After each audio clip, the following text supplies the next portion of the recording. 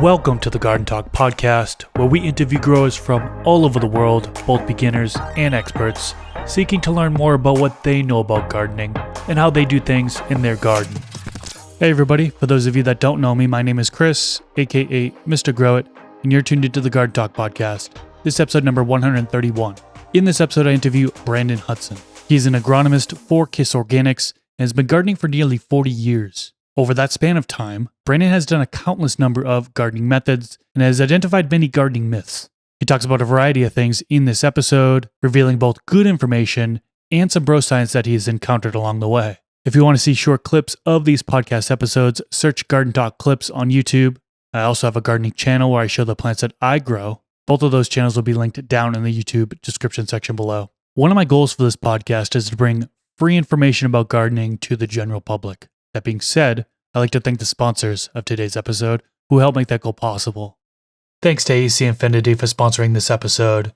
Check out their electric sprayers with a 2-liter capacity and an adjustable nozzle that can go from a strong jet to a fine mist spray. Their sprayers are battery powered and can be used for 3 hours on a full charge. No pumping required, and it's a one-button operation. Click the link in the description section below so you can learn more about their sprayers, and the discount code MrGrowIt15 works on both Amazon and their website, acinfinity.com. Stash Blend. Stash Blend consists of several ingredients in one, so you no longer have to buy individual bottles. It includes corn steep liquor, seaweed extract, humic acid, beneficial bacteria, silica, and mycorrhizal fungi. It can be used in addition to your synthetic base nutrients or be used in living soil systems. Simply mix it into water and water your plants with it. You can get it at stashblend.com, link in the description section below, and use the discount code THESTASH. Spider Farmer. Check out their new SF Evo series of LED grow lights. They have 4 different lights in the series, all using the Samsung LM301H Evo LEDs, which have a 3.14 micromoles per joule single diode efficiency. They have the SF 1000 Evo for a 2x2 space, SF 2000 Evo for a 2x4 space, SF 2000 Pro Evo for a 3x3 space, and the SF 4000 Evo for a 4x4 space. Discount code MrGrowIt5 works on both Amazon and their website, spider-farmer.com. And we are back. Welcome to the Garden Talk podcast. Today I am joined with Brandon Hudson. How you doing today? Hey, Chris. Great to be here, man. Thank you so much. I'm happy to have you on. I met you at the Soil Life Summit in Pahrump, Nevada. You had a talk there, and I was blown away. The amount of knowledge that you have is incredible. I mean, you've been gardening medicinal plants for 39 years now, and the amount of knowledge that you have, I can only imagine. So super excited to have you on here today. We've got a variety of different things that we're talking about. That talk you did at the Soil Life Summit, towards the end, you did like a myth-busting type thing, and it just brought out so many good points. And I thought doing something similar to that here would be very valuable to my audience. So thank you so much for coming on today. Can we start off? Can you just tell us like a little bit about yourself and kind of how you got into gardening? Yeah. It was great to meet you at Soil Summit, and I'm very honored. That's very kind of you to say all that, and very humbled. It was a really great experience, and met a lot of really wonderful people, and got to meet a lot of people like yourself who I've been following and just never had the chance to meet in person. So that was awesome. But I'm Brandon Hudson. I'm the agronomist for KIS Organics. I do the bulk of the soil and water analysis, and I'm the, I guess, resident grower. I've been growing longer than anybody else. This will be my 39th year of this specific plant in May. So here in a month or two, I'll hit my 39th year. And so I've killed a lot of plants. I've learned a lot along the way. I've been around plants my whole life. My mom's a botanist. Her little sister ran Evergreen, which is the Carter Family Folds nursery in Virginia. My parents had a friend, Stuart, who threw a night blooming series party every year. So I've always had cool plant people around me. I grew up in the Smoky Mountains, just outside of Knoxville, Tennessee. And so until I came to Washington State, I would have said it's the most lush place on the planet. I would say Washington is now that I'm here. But just growing up in a place that had ferns as big as me, stuff that made you wouldn't have been surprised if a dinosaur walked out of those woods. And just those plants, I don't know, there's something about the plants that just captured my imagination as a kid. There's something really special about the custodial responsibility of caretaking for life. You've got this plant, and regardless of its, I've got a begonia addiction. I've got, for the people that can see, I've got this my little pet monstera, Albo monstera, behind me. I love to grow cactus and succulents. I'm not the biggest flower guy. I like, really simple flowers like on begonias and stuff like that. But I just love plants, and growing satisfies. I have a very curious brain, and I love math and I love chemistry. And I'm fortunate to have figured that out as a really young person, that was a nice, there's something that it does really nice for my brain to work on math problems. And when I figured out that chemistry grew plants, that I was onto something, and I really fell in love with the whole process. And so I'm kind of a mathletic nerd. My mom calls me mathletic, but I love the art side of growing as well. There's definitely a science, but there's definitely an art when we talk about watering and just observation of plants. It's very humbling to grow plants. It's exercise in patience. It's one of my favorite forced meditations. And I feel very fortunate to have plants in my life. And just the act of growing is really important just for me mentally, just to be happy. I love to grow plants. Oh, we shared that same passion. So when did you get involved with KIS Organics? So I had a facility. I had a hemp facility in Charleston, South Carolina, and founded that with a couple of other guys I'd known for a really long time, one of them for almost 20 years. And we founded this facility, and we found ourselves having to do some pivots really fast, because in South Carolina, we could produce flour, but we couldn't. They changed the law after we built the baseball field, build it and they will come. We built it, and then they changed the law to where we could not sell finished flowers in the state. And so that obviously required a pivot, as far as the business model. And so we moved to a nursery space. And so we were working with a lot of HBCUs. It was a minority owned company. I was the only white person involved with the founding of the company, and so we got involved with a bunch of HBCUs, historically black colleges and universities in the Southeast, and so we started doing the propagation for them.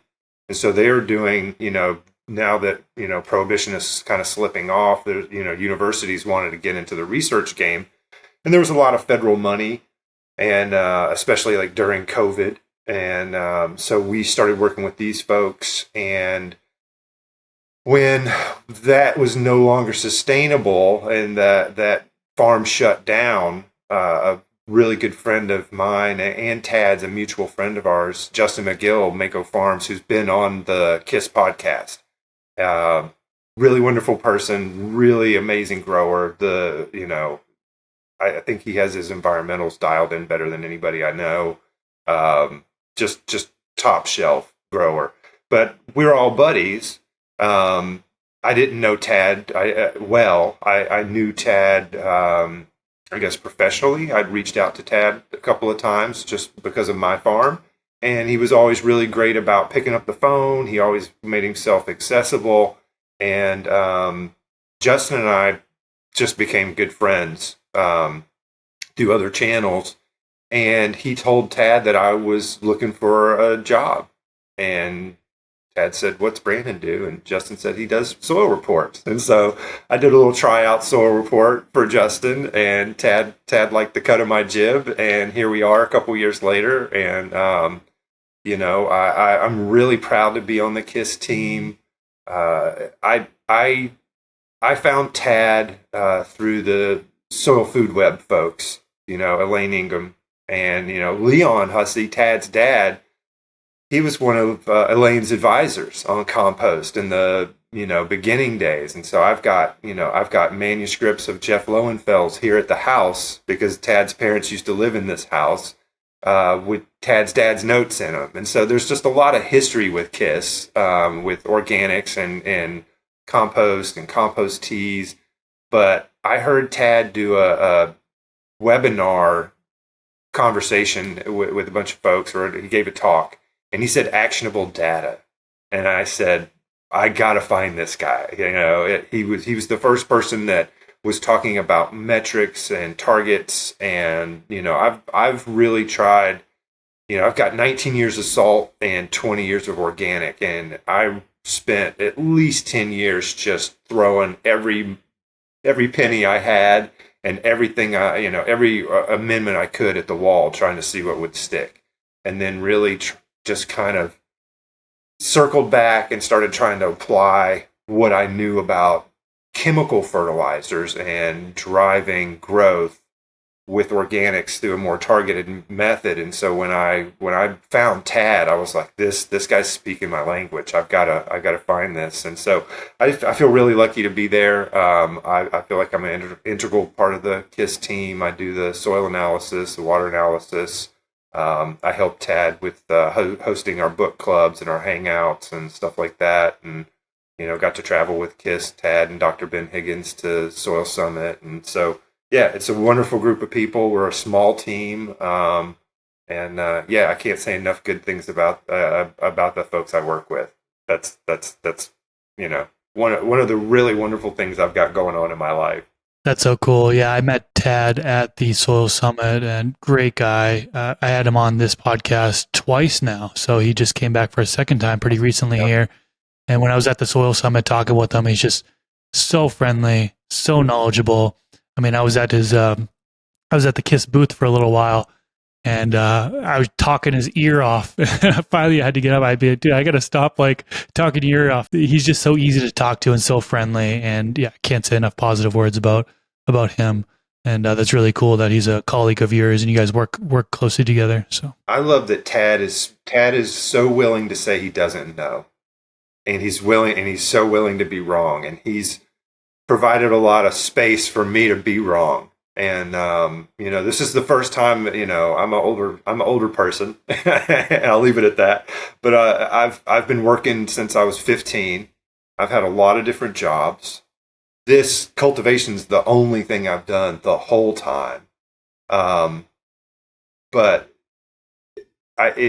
this is the first time I've ever had a job where it's okay for me to mess up, as long as I don't do it again and I learn something from it. And so if I can mess up and learn something that helps other growers, I'm fully supported in that. And so that's a really amazing space to work in.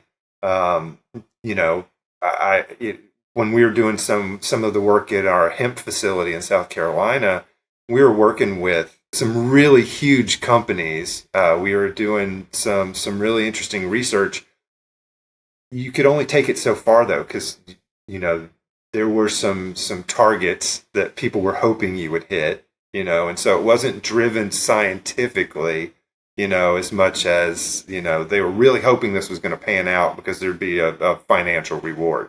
And so I'm in a situation where I don't have to provide any kind of, economic impetus to do an experiment. It just has to help another grower down the road. So really lucky. yeah, I think that whole mindset, continuous improvement and learning from your mistakes, I think that's a fantastic way to go about it. And that's the way I go about it as well. Okay, let's get into some of these questions that we have here for you. So some of these questions that we have on the list here are controversial. They are things that we used to kind of think were right, but may or may not be right. So let's just go one by one here. I want to start with clones, taking clones. Now, I remember back when I first started growing back in 2010, I think 2011 is when I actually started reading Jorge Cervantes' book, The Grower's Bible. So big shout out to Jorge. And one of the things in his book, he mentioned when you take clones, you should be taking them from the bottom part of the plant because it'll give you a higher chance of rooting due to the hormones. Now, is that the case? I know that we've learned quite a bit since that book was released in 2006. Break it down for us. Does taking clones from the bottom part of the plant have a higher chance of rooting due to the hormones? So the first thing I want to say, the disclaimer here is, even diffusion is a theory. It's a theory. We don't know that, There was and I apologize, this is a real quick segue, but there was a TED Talk I saw where a guy got up and said, everybody raise your hand if you know something. And everybody in the room raised their hand, and he picked on somebody in the front room, and we'll just call him Dave.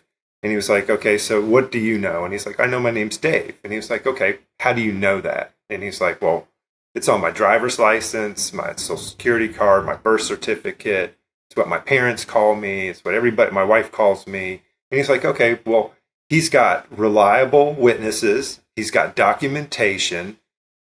We can be pretty confident that he's Dave. And he's like, what else do you know? And he's like, well, I know the earth travels around the sun. And he's like, does everybody agree that the earth travels around the sun? And everybody did.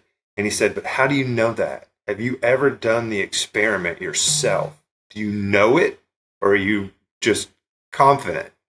And so with all these myth things that we're going to touch on today, I want people, the big takeaway is use critical thinking, keep an open mind, covariance, and covariance. There's so many these are open systems.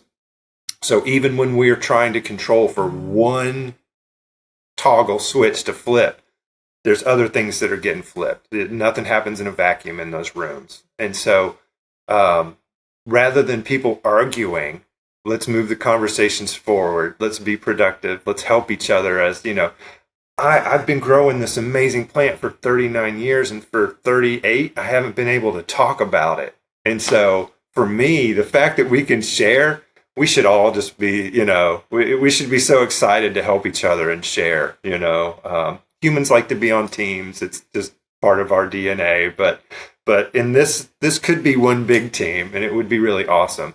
So to answer the question about the propagation, and I feel like, I was doing 20 to 40,000 cuts at a time for those HBCUs. So I've definitely had statistically relevant sample size, and I feel very,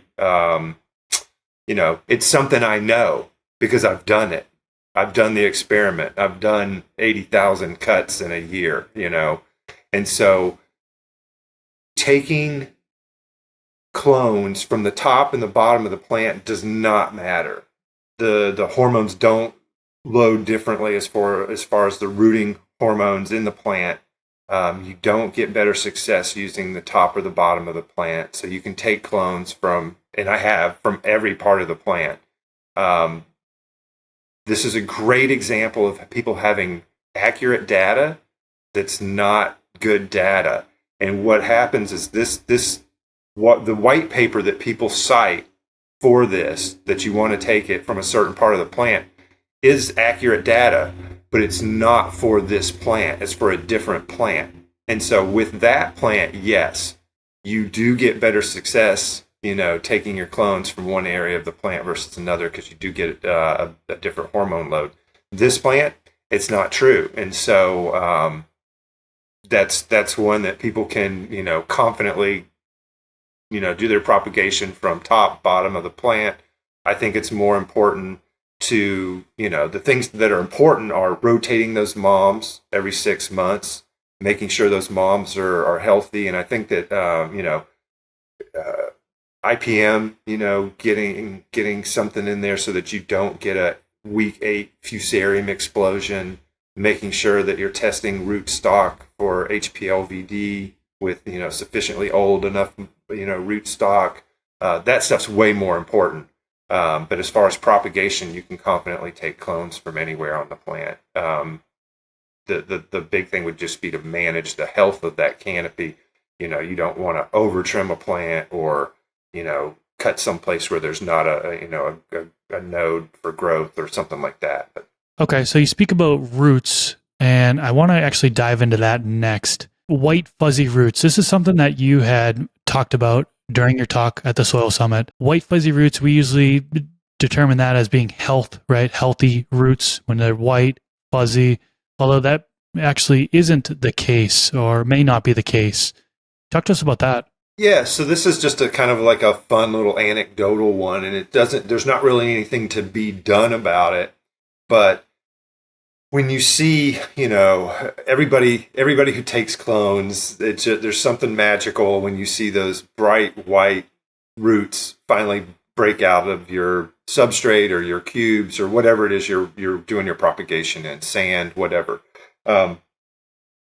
Something that we know from floriculture world is that when you've got a little white rootlet popping out of the side of your pod, and then all of a sudden you get all these like little furry, they're just more root hairs coming off of that same root. That's a good healthy root. And it doesn't mean that it's not healthy. I'm not saying that root's not healthy, but what that root is doing is that root is adding, instead of having like this root, now it's got this root. It's added all this surface area. And so what that is showing you that not that the root's not healthy, but the plant is seeking specifically phosphorus and I think iron, but it is that plant that's a morphological response to that plant realizing it doesn't have enough of a specific nutrient. And so there's nothing wrong with the root. There's nothing to be worried about there, but it just means it's time to get those potted up. And so that's just an interesting one where, we just apply critical thinking. We love this plant so much. It's such a special plant, and it's incredibly special and important to me in so many different ways. But we have to remember that the plant, it's got its own biological mission that has nothing to do with Chris, nothing to do with Brandon. It wants to reproduce and have another generation. And so the plant is going to do what the plant needs to do to make that happen. Some of that ends up being beneficial for us, but that's just secondary. And so something like that, the root putting on more surface area is just a really nice place where people can kind of think about what the plant needs and what the plant's doing. And so, yeah, there's nothing wrong. I'm not saying if you walked into somebody's clone propagation room, if they've got fuzzy roots, I'm not knocking that. But what it's telling you is it's time to go ahead and probably get those either get them some nutrients or get them potted up. And again, covariance, it could be a combination of nutrient and VPD, but all the white papers, all the research show that is the plant looking to mine phosphorus. That's really interesting. Now, another thing that people deem as being a good thing, which may actually indicate the plant needs something, is leaves praying to the light. I know this is a hot topic that Tad Hussey had actually created an Instagram video on. It just blew up. I wanted to get your thoughts on it. What do you think about the leaves praying to the light? Is that a good thing, or could there potentially be something wrong with the plant? So praying leaves is one that people feel very, very strongly about this. And I would challenge people to challenge their biases. There's absolutely no reason to run off into the sunset and marry your bias. It doesn't, there's a great interview with Muhammad Ali where a guy is kind of challenging him on something he had said as a young person 30 years before that. And rather than, dignify the question, Ali just responded by I think a man that hasn't grown in 30 years, that would be a waste of a life, wouldn't it? Something like that. But basically was saying, allow me to grow, allow me to be a different person than I was 30 years ago. And so we should be able to evolve in our understanding of plants. And this is the most important one for covariance. There are so many factors that affect leaf angle, and that's what we're talking about. We're talking about leaf angle, and we're talking about plants praying hard. And so water accumulation is one reason for leaf angle, nutrient loads in the plants, CO2 levels, light, both the amount of light and the spectrum. So right there, you have covariance just in the same measurement. There's so many different things going on with leaf angle. And, and if you go through and read all the white papers, like, it's really funny because you'll have these really intelligent scientists, because I'm an NPK guy, I don't study leaf angle. So I go find somebody that's, devoted their life to studying leaf angle. And it's really funny because those guys will go through all these different covariants, and then they'll say, it's so complicated that it's not really even worth studying, so this is something they spent their whole life studying. And, part of it is that all these research that we're looking at for leaf angle, and this being an optimal leaf angle, is monocots. It's grasses and cereals. And so if you and I are growing wheat, man, it would be great to get plants with a genetically predisposed leaf angle, because that's part of it too, is genetics. It's another covariant. The leaf's ability to capture light. And so, if you've got too much light, it would make sense that your leaf angle would turn up, and so it's going to catch less light. But we see praying hard and we see flat leaves with the same PPFD. So is it just the light load? Probably not. Is it maybe the light load and the fact that CO2 is low, and so you get this rigid turgor to the leaf, and so that forces the stomata to be open? We don't know, and so that's the answer to this one, is that we don't definitively know. Nobody knows definitively.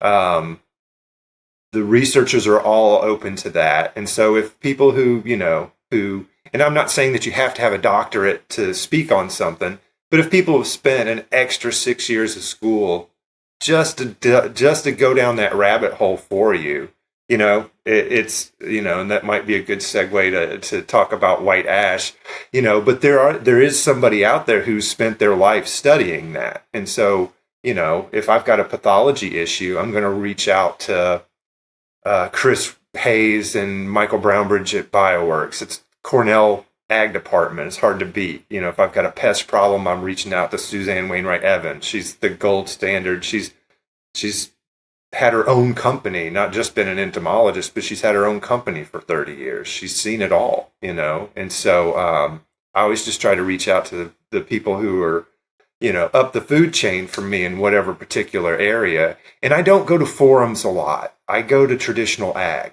It's not like soybean and corn and tobacco haven't, they've got hundreds of years of research. So we don't have to reinvent the wheel. With this plant, we have some peculiar things that we have to do as far as, protecting those flowers from moisture and that kind of thing. But as far as driving evapotranspiration, driving morphology, generative or vegetative steering, we know how to do that, So as far as the leaf angle thing goes, in my opinion, it doesn't really matter.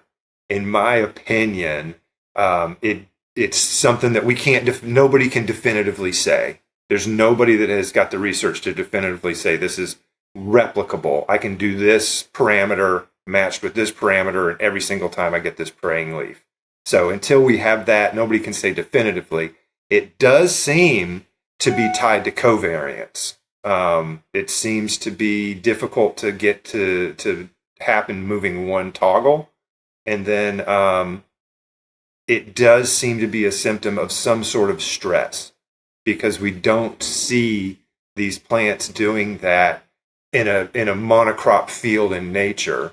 We don't see it typically happening day in and day out in a big monocrop greenhouse or in a grow room. And so we see these, these different types of environments hitting similar metrics. It's just not replicable. And so it does seem to be a stress symptom, but it doesn't seem to be anything that, I would be particularly concerned about.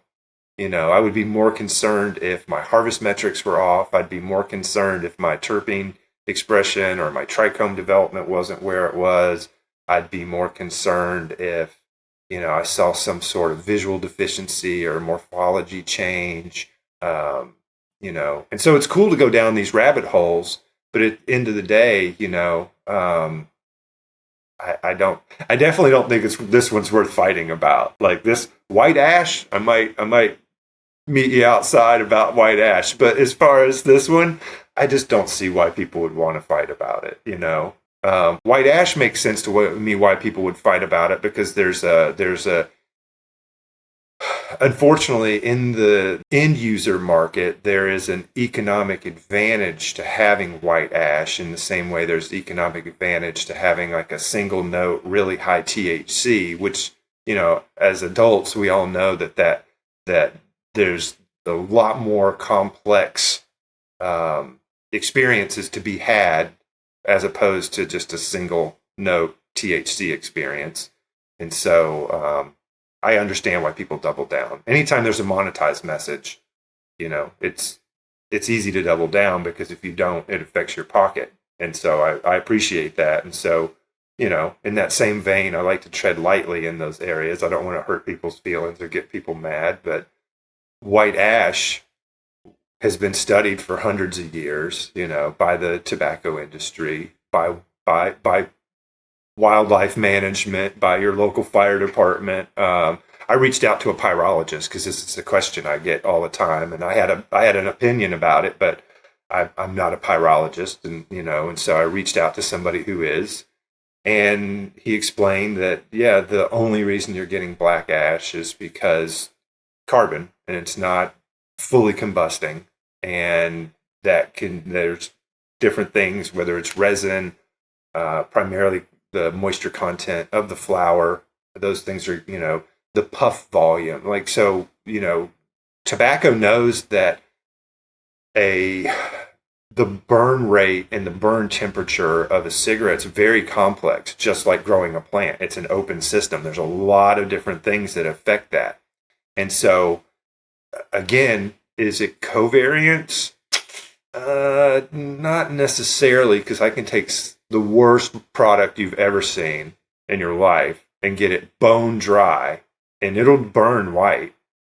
I can also give you the best product you've ever seen in your life that's got a little bit of moisture left into it, which is honestly my preference, because I feel like it's a little smoother, just preference. And you'll get salt and pepper. And so, should we be evaluating the quality or the value of that flower based on white ash? To me, is kind of like determining the qualitative, measure of your dinner by looking in the toilet. It's kind of irrelevant to me. And we know that, from tobacco, you can spray a cigarette with potassium acetate or magnesium acetate, and it will burn white. It's not because there's more potassium in that tobacco plant. It's because you've sprayed a chemical accelerant onto the cigarette. I don't want chemical accelerants sprayed onto anything that I'm using. I don't want it on my clothes. I don't want it in my food. And so you also, when folks say that it's too much or too little of something, plants that aren't flushed enough, like that's not the answer for sure, because all those other minerals, they burn white. When they burn fully, they burn white. And so it's not too much of something. We know that. And then, as far as it not being enough of something, you're not going to force a plant to take up luxury amounts of, let's say, magnesium or manganese so that it gets white ash. It goes back to that biological objective of the plant conversation. Like, the plant's not trying to get white ash, so it's not going to take up an extra amount of some element that you could spray onto the plant. And then, I will say, and here's where it gets a little interesting, it throws a little curveball, because Um, I have noticed, and I've worked with a grower in Los Angeles for about a year and a half on this. He wants white ash because he can drive a better dollar for his work, and I appreciate that. And so one of the things that he was having issues with, aside from that, was high chlorides. And so he was getting lockouts and of trace elements at the top of his plants. And I immediately was like, let's look at your chlorides. Sure enough, they were high. We got his chlorides down, and all of a sudden he started getting white ash consistently. Chlorides do not fully combust at any temperature. And so the theory that I'm working on here is that perhaps high chlorides could be an elemental where it doesn't make sense for a lot of the other elements as to why that would have any impact. Chlorides actually does make sense that if you're uptaking a lot of chloride into your plant, you could potentially end up with a factor that would make it impossible for you to have white ash. And so here it is, something I thought I understood fully. I understood it a little bit differently. I got past the whole, that first step and was like, okay, we understand that now, but here's another curveball. And so, it's I can't help a grower if I don't keep an open mind. And so when I saw that relationship and that was a thing that he was chasing, and now we're able to repeat this over and over again, maybe we are onto something here. So one, I don't want, at the end of the day, I don't think, again, this is not worth fighting about. If you're making more money that way, yes, it is. But it's, for me, it's not how I would judge I wouldn't judge a grower by white ash, and I wouldn't judge a flower by white ash ever. But I do think the chloride thing is interesting. It's worth investigating. It is really interesting. I'm glad you got into the white ash thing because that is a hot topic. And the leaves praying to the light, the leaf positioning is another interesting thing, which really makes me open up my mind because I've always been told, hey, if the leaves are praying to the light, that means you're doing things right. That means the plants are happy. They have everything they need in order to grow well. And hearing that, hey, that actually might be a problem. You got to take a step back and say, okay, it could actually be something, a problem. But like you mentioned, it's probably just not worth the energy to try to really figure it out because there's so many variables, right? So like trying to adjust the leaves so they are praying or not praying, it's just, you got bigger things to worry about in the grow. Yeah, if I walk in my room and my leaves aren't praying, no alarm bells go off at all. It could be VPD. It could be, it could be so many things, and it could be the interrelationships of all those things. And it's infinitely interesting. That's one of the reasons I love to grow plants. Is you'll never master it. I'm never going to understand this stuff. If somehow I could magically understand everything I needed to know about NPK, I'd still have to know lights. I'd still have to know water. I'd still have to know environmentals. I'd still have to know. It's just never stops, So it's great, It's infinite room to learn, and we all learn better when we're doing this, when we're sharing instead of, if you plant a flag, then you got to be right, I'm not interested in being right. I'm interested in that Kaizen of gradual improvement, but consistent improvement, gradual but consistent improvement. The continuous learning is what makes it fun, in my opinion. It's one reason that really makes it fun is being able to learn new things and try new methods and stuff like that. So I want to move on from this and get into hollow stems next. Now, this is another thing that you had talked about in your talk at the Soil Summit. Hollow stems, some stems are hollow, some aren't. Talk to us about hollow stems. Yeah, so this is another one kind of like the cloning one, where there's a white paper that people, it's funny, I answer the phones at KIS. I answer a lot of the grower questions at KIS, and so I'll get an email on Monday morning that's essentially, hey, hollow stems are this. Want to fight about it? kind of thing. And I'm like, no, I don't want to fight about it. But here's what I understand about it. And so what I ask for anytime, I'm on one side or the other of a conversation with somebody is I ask them for where'd they get their data? Where did they, what are they basing this on? Is it experiential? And I'm not knocking experiential. 100 years ago, we didn't have necessarily, a lot of scientists that was a hobby for them. They might be a mailman and they come home and look at the stars at night and they figured something out, or they have a greenhouse that they, work on orchids on the weekend. And so experience is how you get to the math side where you can start to prove something, to yourself. How do I know this? And if you can replicate it. Hollow stems in plants that don't normally exhibit a hollow stem, it can be a deficiency or a disease. And it happens in brassicas. So broccoli, it's very common. And I think it's calcium and boron. I'm kind of blanking right now, so don't quote me on that, but I think it's calcium and boron in brassicas that creates that. But the paper that people cite for this plant is based off of brassicas.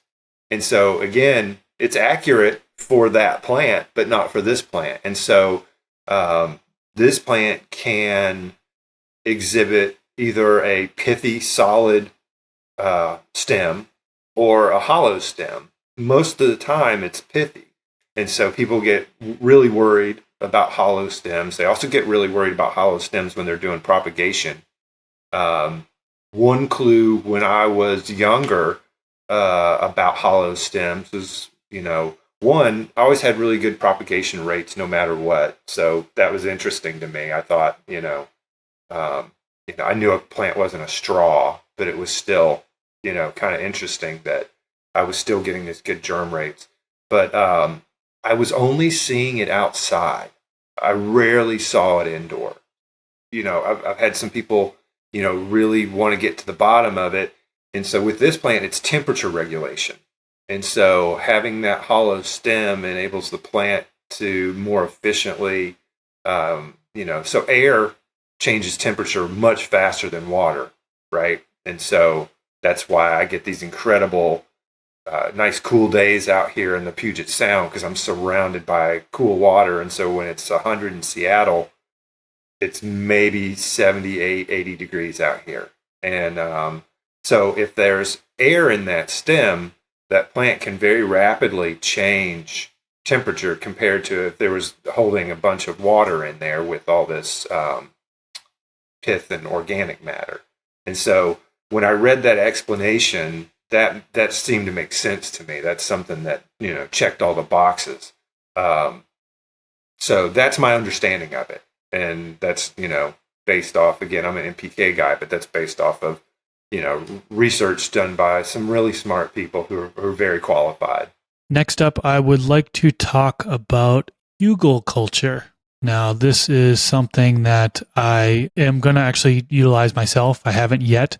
But basically what this is in layman terms is digging a hole or filling your raised beds with wood first, then putting your soil over it, and then, of course, planting your plants in that. So I'm about to actually assemble several raised beds in my backyard. I just moved into a new house. Nice. And so I'm going to do raised beds. And then also, instead of just having it 100% soil, in order to save some money, especially not the taller raised beds, right? Fill it with wood first, then put your soil over it. Common method. There's pros, but there's also cons to this method. Can you break down the pros and cons to this for us? Yeah, I'm a big fan of Hugelkultur. I grew up in East Tennessee, and every house is on an angle like this. If you miss a basketball shot in East Tennessee, it's going to be 45 minutes to get the ball back. And so it's so like you should have swales. That's like really important. Terraces or something is a really important physical aspect of growing with a challenge like that when you've got an incline like that. And so Hugelkultur is great for that because it's the natural swale.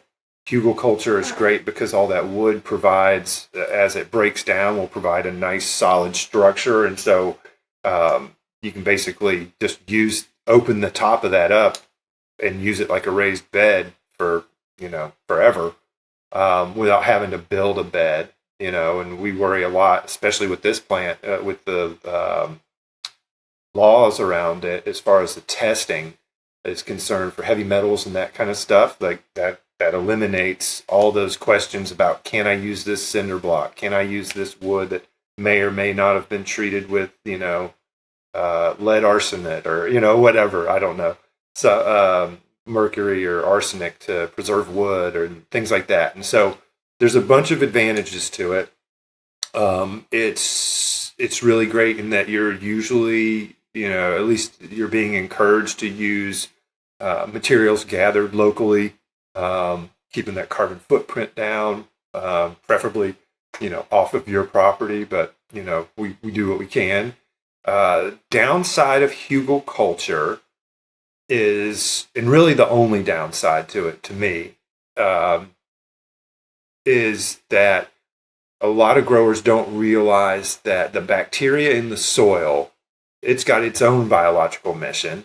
And one of the things it likes in order to complete that mission is a certain carbon to nitrogen ratio in the soil. And so when you think carbon, you think wood as a source. And so if you've got this big bag and you fill it up this high with, this full with wood, and then you put your nitrates, your greens, your compost, whatever on top, soil even, what you've done is you've messed up the carbon to nitrogen ratio. And so instead of that preferred 18-to-1 or lower, you've got this crazy high carbon to nitrogen ratio. And the bacteria in the soil insists on being 18-to-1 or lower. It's not a debate. They're not going to talk to you about it. You can't change their mind. In the same way that like people worry about fungal or bacterially dominated teas. When I first got into the soil food web stuff, I was really, focused on that. And then when I've realized, again, evolving, learning more, is no matter what I do to that tea, I could hit whatever ratio, magically somebody wants, let's say. Once it hits that soil, there's certain equilibriums that the soil, biology is going to create. And so, if you load up a bunch of wood, I just did it to myself this past year. I put in a 5-foot by 52-foot bed, and one end of it, Tad's dad came out here and did some digging with the tractor for me, and it was my mess up. I put a bunch of wood chips in front of the pile, and so one end, just it's like a little 3-foot section, nothing grew in it last year. Because the bacteria is going to use your nitrates as an energy source. And this is the big takeaway: is going to use the nitrates as an energy source to break down that carbon, and so it will not release it to your plants.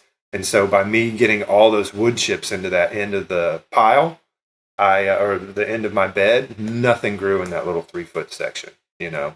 So it's super easy to fix. You have to add nitrates throughout the season, just consistently and constantly, or you can wait. You can just you can build your Hugelkultur mounds and you can give them a year, and you can let the bacteria do what it needs to do, and then you can grow after that.